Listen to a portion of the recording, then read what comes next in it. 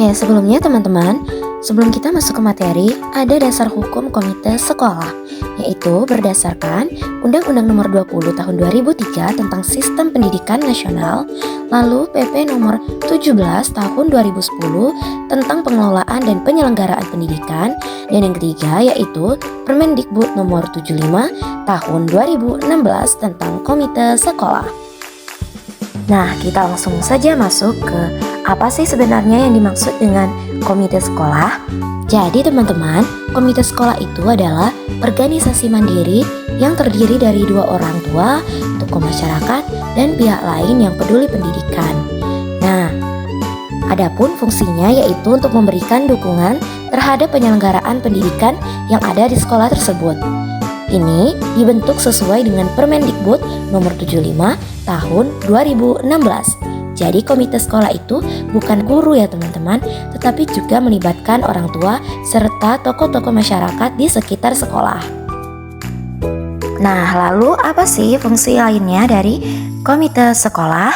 Yaitu yang pertama, fungsi komite sekolah ialah sebagai pemberi pertimbangan atau advisory body. Artinya, komite sekolah memberikan masukan terhadap program-program yang akan dilaksanakan di sekolah tersebut seperti RKS, kurikulum, dan juga kebijakan-kebijakan lainnya. Lalu yang kedua yaitu sebagai pendukung atau supporting agency. Artinya, komite sekolah memberikan dukungan profesional, tenaga, pemikiran, dan juga sumber daya yang lainnya. Lalu yang ketiga yaitu komite sekolah sebagai pengawas atau controlling. Artinya, komite sekolah berperan memantau pelaksanaan program dan juga penggunaan anggaran yang ada di sekolah tersebut.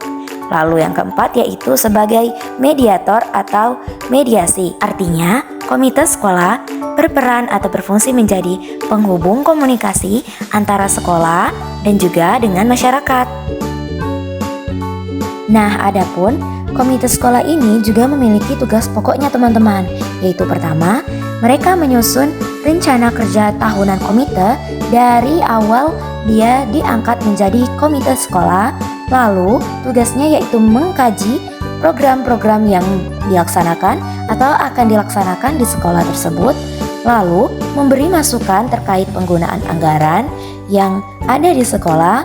Lalu mengawal kegiatan pembelajaran dari segi akademik dan non-akademik, lalu menampung aspirasi dari orang tua maupun dari masyarakat di sekitar sekolah. Sehingga nantinya pendapat tersebut atau aspirasi tersebut akan mereka sampaikan ke sekolah.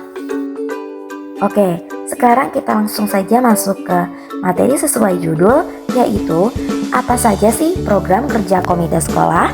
Nah, jadi teman-teman sekalian, program kerja komite sekolah itu terbagi 5. Yang pertama, yaitu dari segi bidang akademik.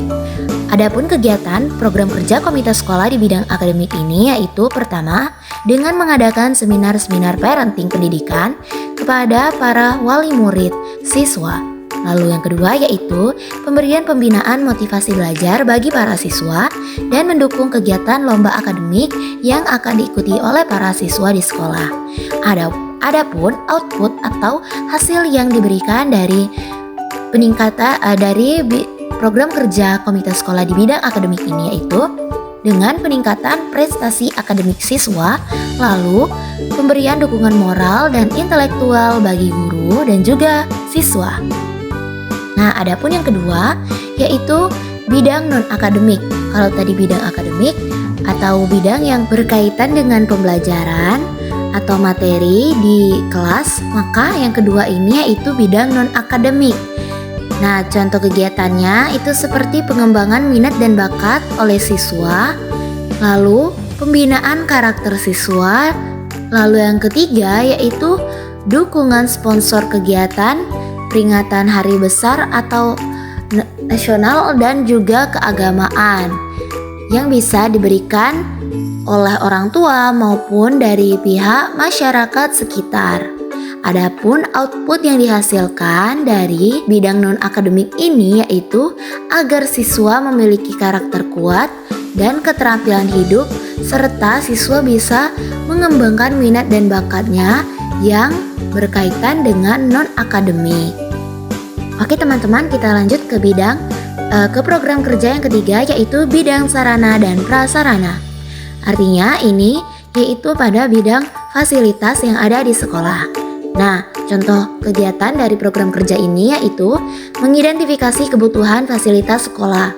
Misalnya dengan mereka menganalisis dan juga berdiskusi dengan anggota-anggota komite sekolah yang lain, apa saja sih kebutuhan dan fasilitas sekolah ini yang murid-murid atau siswa-siswa butuhkan saat pembelajaran. Lalu yang kedua yaitu membantu perbaikan dan renovasi, misalnya dengan pemberian sumbangan. Lalu yang ketiga yaitu mengawasi penggunaan anggaran, sarana dan prasarana di sekolah agar tidak salah sasaran, dan juga mendorong pengadaan sarana dan prasarana di sekolah apabila belum terpenuhi atau masih kurang. Nah, adapun output yang dihasilkan yaitu fasilitas sarana dan prasarana terpenuhi di sekolah agar anak-anak dapat mendapatkan fasilitas sesuai dengan apa yang seharusnya mereka dapatkan, sehingga pembelajaran pun lebih mendukung. Selanjutnya yaitu yang keempat adalah bidang kerjasama dan kemitraan kegiatan, yaitu dengan menjalin kemitraan dengan dunia usaha, pemerintah daerah atau LSM, perguruan tinggi, dan juga dengan alumni. Nah, kerjasama programnya yaitu seperti magang siswa. Jadi siswa-siswa itu bisa magang misalnya di perguruan tinggi ataupun di tempat kerja yang lainnya. Lalu kerjasama programnya juga bisa dalam bentuk edukasi publik, pelatihan keterampilan untuk siswa, dan juga kampanye lingkungan atau adiwiyata. Oke, adapun program kerja komite sekolah yang kelima yaitu di bidang pengawasan.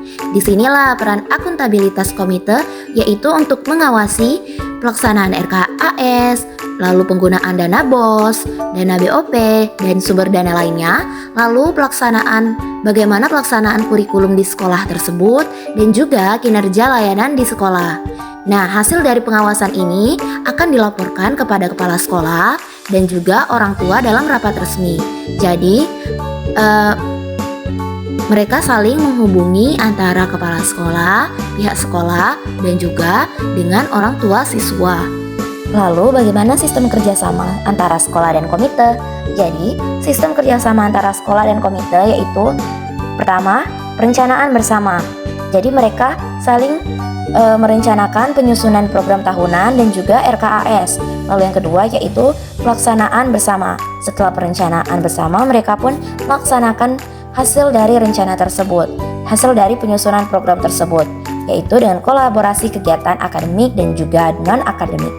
Lalu yang ketiga yaitu berupa pengawasan bersama, yaitu audit dan pelaporan penggunaan dana yang ada di sekolah, dan yang keempat yaitu evaluasi bersama dengan refleksi dan perbaikan program sekolah.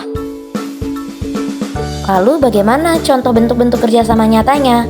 Yang pertama yaitu dengan rapat koordinasi rutin setiap bulan atau setiap semesternya. Lalu yang kedua bisa juga dengan komunikasi melalui grup WhatsApp antar orang tua dan juga sekolah. Lalu yang ketiga yaitu pelibatan komite dalam penilaian pembangunan sekolah. Yang keempat yaitu dengan menyusun laporan kinerja sekolah bersama antara komite dan sekolah. Dan yang kelima yaitu membantu sosialisasi kebijakan sekolah kepada para orang tua dan juga masyarakat.